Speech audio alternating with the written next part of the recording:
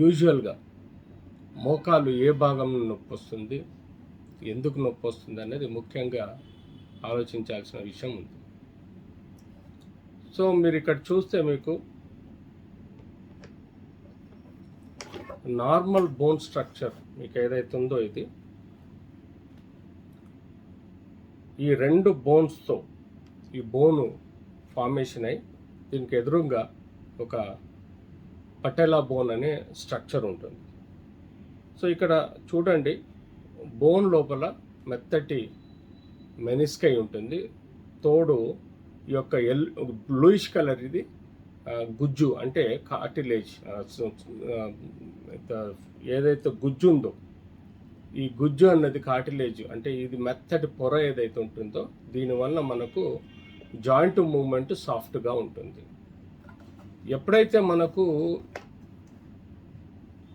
కొన్ని ఇష్యూస్ అంటే ఇంజురీస్ వలన కానీ, ఒబేసిటీ వలన కానీ, ట్రివియల్ దెబ్బలు తగలటం వలన కానీ ఈ మెత్తటి పొర బ్లూయిష్ కలర్ పొర మన స్టేజ్ వైజ్గా డ్యామేజ్ అవటం వల్ల మనకు స్టేజ్ 1, 2, 3గా ఫార్మేషన్ ఉంటుంది. సో యూజువల్గా ఎర్లీ చేంజెస్లో, డిజీజెస్లో సైనోవైటిస్ అంటే బోన్ యొక్క గుజ్జు అరగడం, స్టేజ్ 2లో ఈ గుజ్జు కొట్టుకపోవడం అంటే గుజ్జు మొత్తం లేచిపోయి ఎముక పైన ఒక చిన్న ఏరియాని రెడ్గా చూస్తున్నారు. దీన్ని మనం ఎక్కడైతే కార్టిలేజ్ డ్యామేజ్ ఉంటుందో అది ఒక సైడు, అది ఇన్నర్ సైడు అంటే మోకాలు లోపల సైడు అరగడం మొదలవుతుంది. దాన్ని స్టేజ్ 2 అంటాము.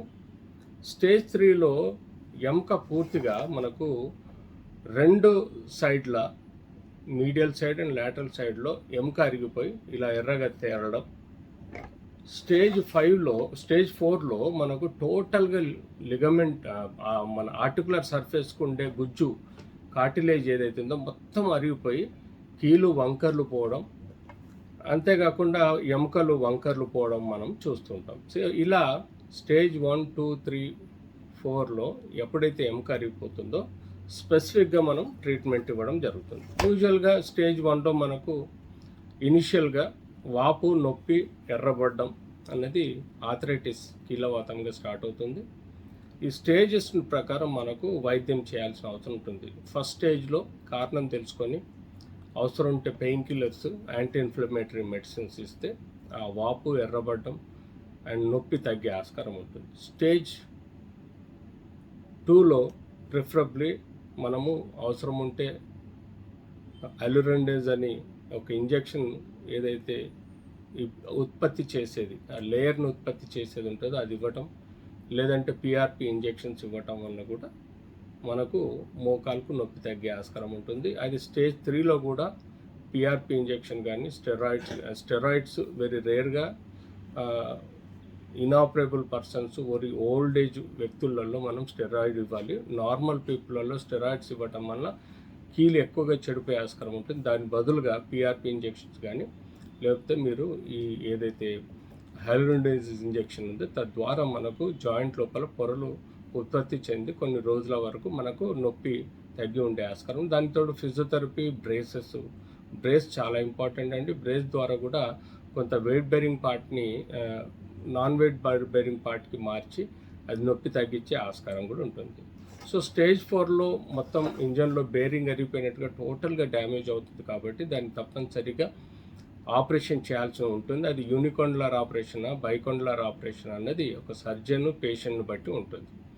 సో టోటల్గా ఈ మధ్యకాలంలో మీరు వినుంటారు టోటల్ జాయింట్ రీప్లేస్మెంట్ సర్జరీ, దాన్ని నీ రీప్లేస్మెంట్ సర్జరీగా అంటాం. అందులో ఈ రెండు ఎముకల్ని ప్రామినెంట్గా కటింగ్స్ తీసుకొని బోన్స్ ఎడ్జ్లను కట్ చేసి వాటి యొక్క మెజర్మెంట్ ప్రకారం ఆర్టిఫిషియల్ జాయింట్ అంటే అది మెటల్ విత్ పాలీ ఉంటుంది.